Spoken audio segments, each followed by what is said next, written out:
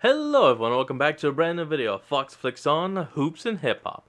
Now, if you remember before, we checked out a video from them called What if Pokemon had a fourth stage of evolution? Well, today we're continuing on in this series with the second episode, uploaded only 2 days ago as of recording.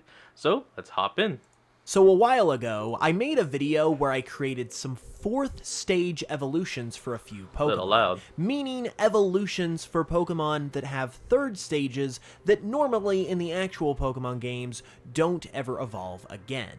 I did this, A, because it just sounded like a lot of fun, B, because fourth stage evolutions I feel like is something a lot of us have thought about the possibility of at some point in time, and it's even something that Game Freak themselves have been asked about in interviews. Ooh. Okay, that that's cool. video ended up being a blast to put together, so I am here to do it once again today, and I have given a few more Pokemon some fourth stage evolutions of their very own. Nice. So let's go ahead and check them out.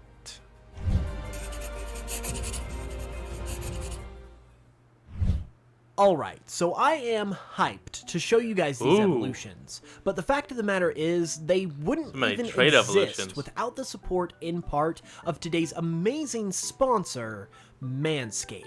And we're gonna cut, and we're back. Here we go.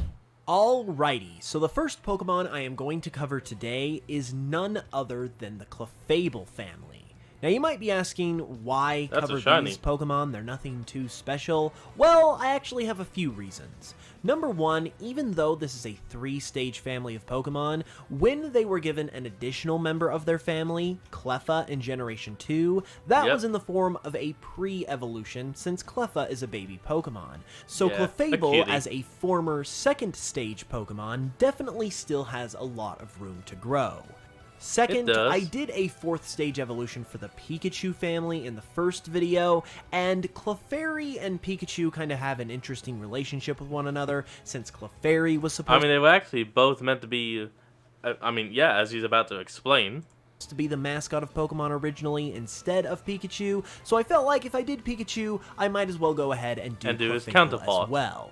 And when it came time to create a 4th stage evolution for the Clefable family, I thought that it would be cool to make something that really honed in on these Pokemon's extraterrestrial origins, because it's well documented that these Pokemon are not of this world and are likely from or relate to the moon in some way. They all somehow So I wanted to create an evolution that fully realized this spatial concept that these Pokemon have, and that is ultimately what resulted in the creation of Clefairy. Ooh, evolving from Clefable, Clefairy has now gained the Psychic type in its 4th and final stage, with the Psychic type obviously connecting to all of the space-related elements of this Pokemon's design. Clearly. And as you can see, we really did lean into all of the space-related elements that are going on with this family of Pokemon, as not only is the Pokemon now very round like a planet,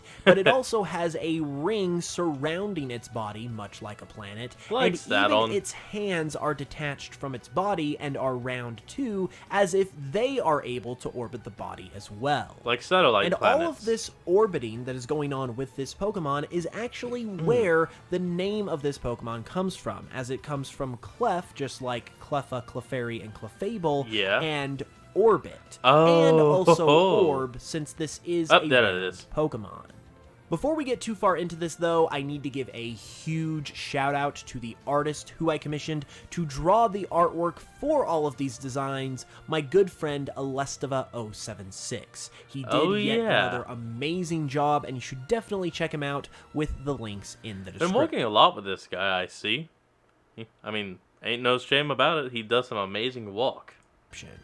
I am honestly ecstatic with the way Clefairy's design turned out, because Clefable and Clefairy are Pokemon that I personally don't think are bad, but they don't really pique my interest too much. But the design of Clefairy, even if I am a little bit biased, definitely piques my interest, and this is something I would legitimately have on my team, whereas Clefable is a Pokemon that I wouldn't ever really consider at all. And I feel like the ability to add this kind of a value to a Pokemon family like this is another reason why it would be really cool to have a 4th stage evolution be introduced someday. I don't really necessarily think it's going to happen, but designs like Clefairy... thinking about how to actually incorporate a 4th-stage evolution, that is where the fun could come in. Let me know down in the comments below what you all think would make an interesting concept of how to introduce 4th-stage evolutions, even if it was only stuck to a single game, region, or whatever. Definitely show, in my opinion, why it would be amazing if it did. The next Pokemon I have decided to give the 4th stage evolution treatment to is Togekiss. Ooh, now, okay. This one might seem like another interesting pick, but I have yet another very specific reason for why I chose to give an evolution to this Pokemon. And that is because the Togepi family, culminating with Togekiss, have a lot of very distinct similarities and connections with the Eon duo, Latios and Latias. And I think really? Exploring these potential connections and how these Pokemon actually connect would be amazing to see, and creating an evolution of Togekiss that is sort of the bridge between these two groups of Pokemon, I personally think would be really cool. And so, with that said, I would like you guys to meet Togelion. Togelion, just like Clefairy before it, is also a fairy psychic type, coming from the fairy type of its pre-evolution Togekiss, as well as the psychic type of Latios and Latias, showing how this Pokemon is sort of a bridge between the two. In a lot of ways, Togelion is kind of like a fusion of elements between the Togekiss family and Latios and Latias, as it's still got a lot of those Togekiss features, but it's starting to grow into a body that is more reminiscent of Latios and Latias, once again being the Pokemon that could truly explain what exactly is going on with the connection between these two Pokemon. Ooh, now that's an interesting concept. For a video, I mean. And somehow creating, like, taking one Pokemon and creating it like an evolutionary bridge into a legendary or mythical.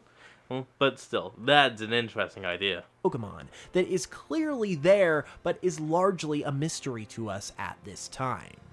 I honestly believe if Game Freak ever did decide to explore these Pokemon's dynamics more closely, it could result in a whole entire subplot and or quest of a game that could be really in-depth and really captivating. So I feel like the potential is truly there for something awesome, and I feel like something like Togelion would be a great way to go about it.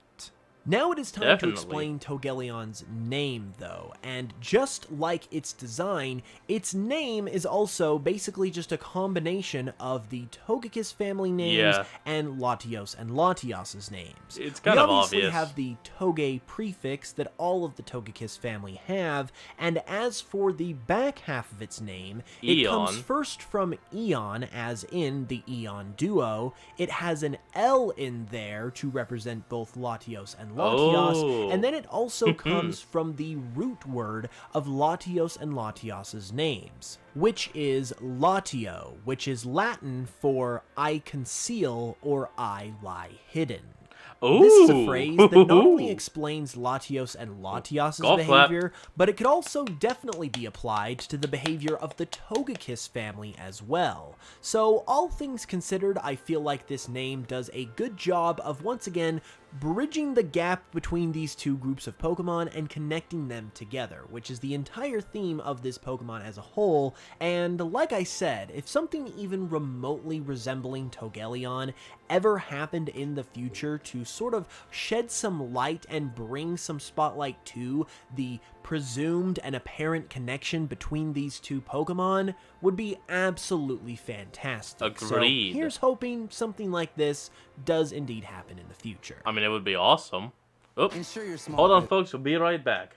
And we're back. Let's finish this off. Alright, so we have seen two pretty cool potential Pokemon evolutions in this video that, in my opinion, really show why 4th stage evolution Pokemon would be amazing to see in the actual Pokemon games. But I have saved the best for last, because this one really shows why this would be a really cool thing to have.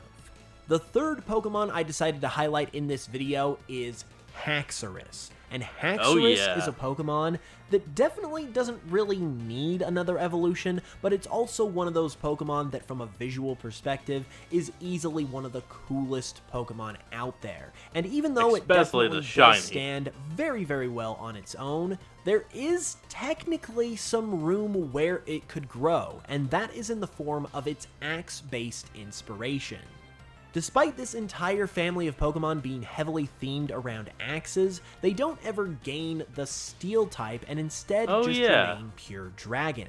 So what if we had an evolution to Haxorus, a 4th stage evolution, that gained that Steel type and became Dragon Steel? Finally. Well, if that actually happened for real, it could look something like this. Yes. Meet Firaxis, a hypothetical 4th stage evolution of Haxorus. Dude, look at this. He doesn't just have an axe head. He has 4 axes, 4 hands. Like, damn. You just took the axe and doubled it. Haxorus. Firaxis is a Dragon Steel type, and just like the other 2 designs I have featured in this video, the theme of Firaxis is simply to bring all of the themes and the design traits of this family of Pokemon full circle into one glorious climactic design, and I feel like Firaxis nails that perfectly because it turned out phenomenal and looks insanely cool.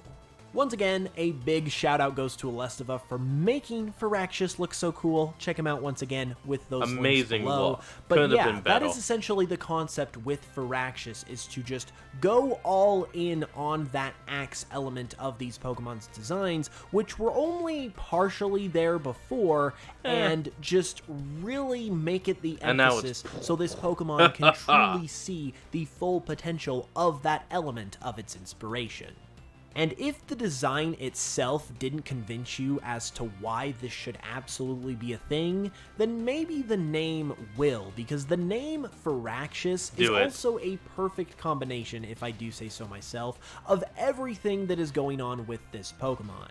Not only does the name Firaxis just sound pretty cool, at least in my opinion anyway, but it also comes from the term axe, which, like we said, is a central key point of this Pokemon's design and is also featured in the names of all of its other pre-evolutions, but additionally, it also comes from the term ferocious, because this is obviously a very ferocious-looking Pokemon, and the word ferrous, which is defined as containing or consisting of iron, which this Pokemon obviously is, and is a key part of its design, since it is the member of its family that gained that Steel type.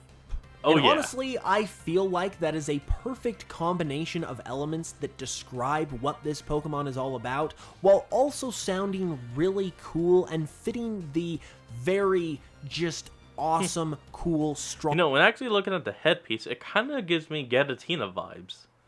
Like someone tried to take a Haxorus and make it like a Giratina substitute or something. Ferocious-looking nature of this Pokemon. And when everything comes together like that, I just feel like it's a sign that it should be an actual thing. So, I'm just saying, Game Freak. With that said, though, that is going to wrap up this round of 4th stage Pokemon evolutions, and now I want to know what you guys think about all of this. Do you like the concept and the idea in general? Do you like these designs? Which one is your favorite? Is it something that you think should actually happen in the real Pokemon games? Of course. Be sure to let me know all of those thoughts in the comments below. I'd love to hear from you, and leave a like on the video if you... Well, maybe a ROM hack at least. ...enjoyed, and subscribe for more videos just like this if you're new. I'm also going to be back with another new video as well. Well, folks, that's where we're going to end off today's video. I hope you all enjoyed this. Remember to like, comment, and subscribe for more. Link will be in the description. I'll see all of you folks next time when we flick on. Peace out.